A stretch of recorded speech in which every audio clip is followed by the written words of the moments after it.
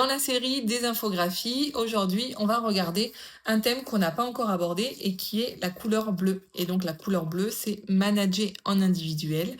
Je vais vous proposer, j'ai hésité entre deux cartes, mais je vais vous proposer de regarder la carte reconnaître et valoriser. Un thème qu'on exploite assez peu et pour autant qui est un énorme levier de performance et de motivation pour les équipes. Allez, c'est parti. Dans cette infographie, je vais vous proposer 5 langages de reconnaissance. Ils sont ici. Le premier langage de reconnaissance, ça va être les mots valorisants, c'est-à-dire qu'on va exprimer oralement notre reconnaissance de manière sincère. Deuxième type de reconnaissance, le service rendu. On va offrir concrètement notre aide sur un sujet.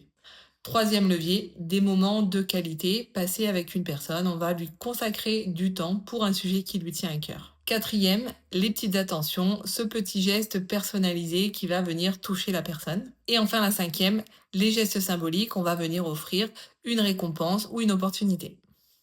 Comment on les met en pratique? Et c'est ce qu'on va regarder au dos de notre petite fiche. Eh bien, on a pas mal d'options finalement pour mettre en action tout ce qu'on vient de se dire. Je vais vous en citer quelques-unes, mais la liste est loin d'être exhaustive.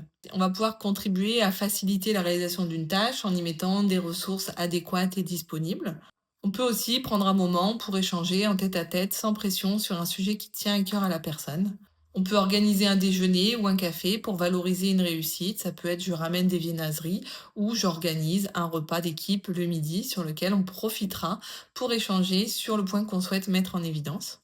On peut aussi réaliser une petite carte de remerciement qu'on viendra donner à la personne concernée et qui sera finalement le symbole de notre connaissance. On peut aussi dire simplement merci, mais pas un merci lâché comme ça sans contexte, un merci précis. Je te remercie pour ton implication sur tel projet. Ta capacité à piloter l'équipe et ton dynamisme ont clairement fait la différence pour qu'on maintienne les délais et qu'on atteigne les résultats.